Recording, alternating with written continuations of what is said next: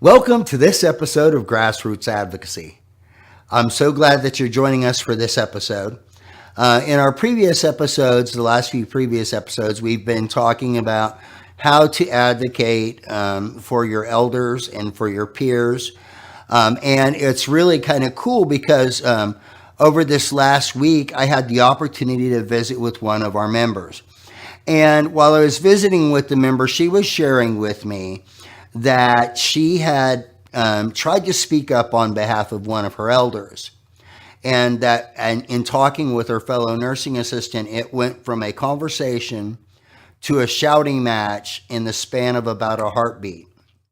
Well, that's really unfortunate. And really what happens there is we both go into this aggressive mode where we're trying to protect ourselves. And so what I wanted to do today in this episode, what I intend to do today in this episode is really talk to you about assertiveness, about assertive communication. So in order to kind of frame this conversation, let's take a look for a moment at a scenario that we might encounter or that you might encounter in your care setting. You are attempting to mentor a new nursing assistant on your team. The new nursing assistant is standing there with their arms crossed, speaking in a loud voice and using a sharp tone, and interrupting you frequently as you attempt to express your point of view. This is what you might see if you were attempting to help your fellow nursing assistants be the best that they can be. Now, before we get into a discussion to really talk about how to be an assertive communicator, I want to take a few moments to do some comparison and some contrast. So let's take a look at this slide. Okay, so when we we have two columns here. The first column is assertive communication. In other words, the kind of communication we really ought to be trying to do. And then on the other column, we have aggressive communication. And aggressive communication is appropriate occasionally. It depends on what you're trying to achieve and what outcome you want. So let's look first at, when we talk about assertive communication, a person who's involved in assertive communication is likely going to have an open communication style. Their bodies are going to be open. They're going to be in a position where they're looking you in the eye, but not scowling or anything like that. They're going to have their body open. Their arms may be open. Their hands may be open. They're going to be more relaxed in appearance because they're just simply having a conversation with you. In contrast, you might have a person who's aggressively communicating, who's interrupting you, who's talking over you, who's speaking loudly to you. Then if you go back over to the assertive side of things, that person, the person who's communicating assertively, is going to make eye contact with you. Their nonverbal communication is going to match the message that they're trying to send. In other words, they are going to have a relaxed look on their face. They might smile, or they might at the very least be kind of a relaxed face. Their gestures are going to be more smooth and more fluid, as opposed to if you're in an aggressive conversation. People's movements are typically very abrupt, very pointed, very sharp, or very closed off, where they've got their arms crossed up against their body and they're really not letting you in. Then you want to think about, in terms of assertive communication, that communication process is really assertive, is really participatory. It's meant to be an exchange of ideas or an exchange of information or a sharing of a thought, feeling, or emotion. In the aggressive communication, that communication is intended to be very direct, very one way. And it's me telling you what you're going to do, whether you like it or not.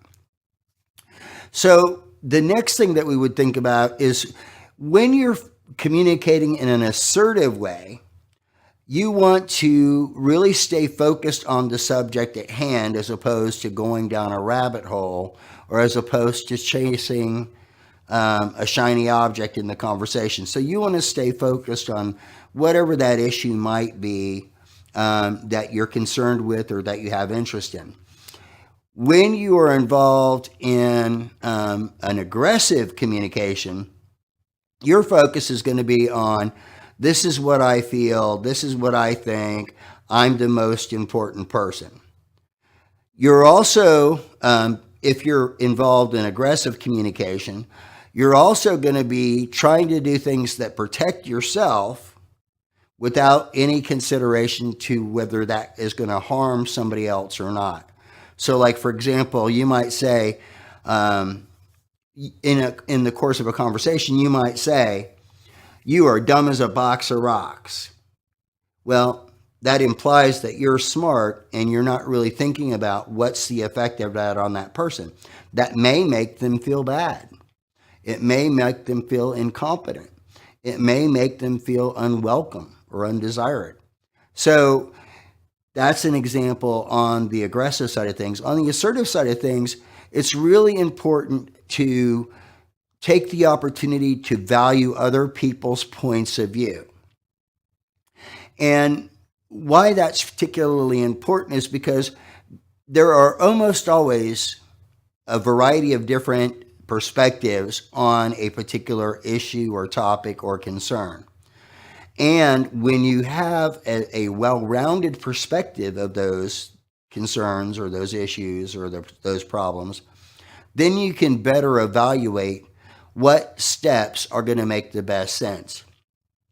Also, as an active, assertive communicator, one of your greatest and most important tools is going to be active listening. And when I say active listening, I mean not just hearing the words that are coming out of their mouths, but their facial expressions, their posture, their movements, all of those nonverbal cues, looking at those things to see how's this impacting, this communication impacting or affecting this person that I'm interacting with. Now, the contrast of that is when we look at aggressive communication, people who are engaged in aggressive communication are less likely to be involved in active listening. They're passive listeners. Ladies, you occasionally will say that your significant others are involved in passive listening. They see the cake hole moving, but they don't hear anything coming out. That's not really a great way to create a win-win scenario, which should be the underlying motivation for having an assertive communication, is trying to create those win-wins. Now then, so let's consider, now that we've covered the contrast, let's then take a moment or two to look at some techniques that we can use that help us to become more assertive in the communication process. The first item is to be factual, to avoid being judgmental, to avoid making the person the source of the problem, really focusing in on the problem at hand. So, for example, you could think about it this way. Let's say, for the sake of discussion, you see a member of your team who is not doing a very good job of facilitating the assisted dining experience. If you run over and say you're doing it wrong, that's an example of an aggressive approach to communication. However, if you went over to your coworker and you said, hey, I noticed that we're having a difficult time with the assisted feeding. When we don't do a good job of assisted feeding, our residents' intake goes down, their nutritional benefit goes down, and that makes them more susceptible to health complications. Please let me show you how to do that. Or can you help me understand why we're not getting the feeding done? So the next thing that we would want to think about as we consider techniques or approaches for being assertive is to be accurate, to really look at the cause and effect of whatever your concern is. Let's say, for the sake of discussion, that you have a fellow nursing assistant who is involved in a transfer, and they forget to lock the wheels of the wheelchair.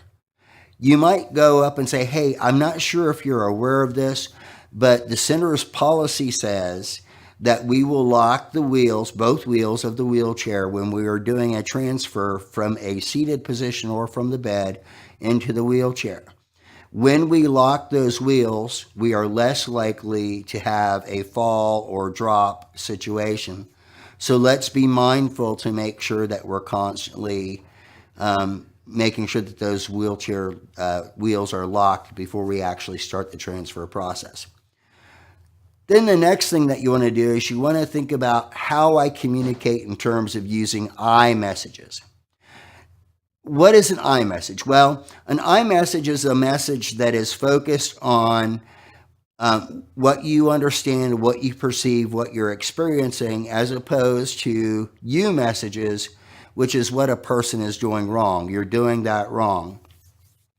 And the reason that I recommend that you avoid you messages is because you is a trigger for a defensive mechanism that's referred to fight or flight. So they're either going to get into a defensive posture because they're going to get ready to knock you out, or they're going to run. And either way, you won't have the opportunity to have a constructive communication process. Now then, when we move from the message to I messages, the next thing that we want to think about is how we put together, and this is kind of a formula, how we put these ideas together. And so the formula basically says, when this happens, and you talk about the performance or the behavior, I feel, and that I feel could be substituted with a result or a consequence. So you might think of it this way. When I hear people disrespecting my elders, I realize that it violates their rights, and this is very disappointing. That's a way you could kind of put that together. It's not also one of the reasons that this formula or these types of messages are helpful is because it's very difficult for people to argue with you when you state facts and when you state something that is yours, that you own, so like your feelings. So then the next thing to do in terms of being an assertive communicator is to actively involve yourself and engage in active listening. You want to listen to what that person is saying. You want to validate their concerns, their thoughts, their feelings, their perspective. And then you want to look for situations in your communication process where you're creating win-win scenarios. You want to seek solutions that are going to benefit the thing that you're concerned about, and they're going to benefit the person you're communicating with.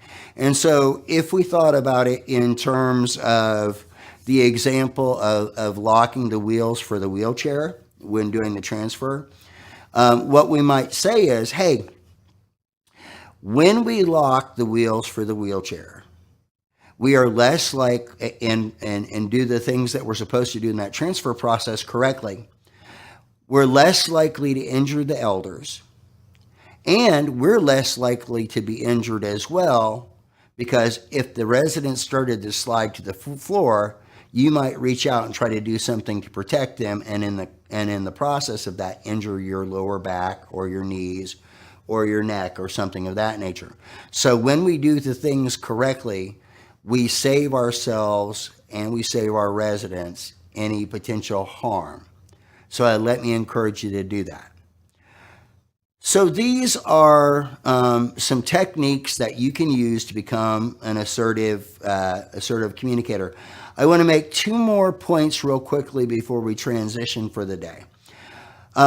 One of the things that I discovered as I was doing my research on assertive communication as opposed to aggressive communication, one of the things I came across that I thought was very interesting was an article that said it's really important for a person who's initiating an assertive communication to take a moment to acknowledge if whatever the issue that they're concerned about, that they need to communicate about, causes them to feel angry or sad or frustrated or something of that nature.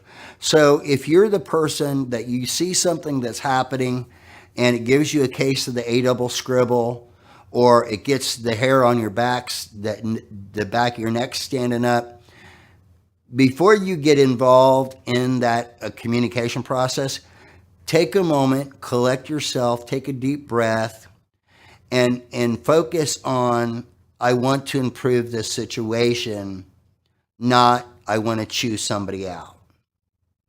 The other item that I wanted to touch on real quickly as it relates to assertive communication is it's something that we need to practice on.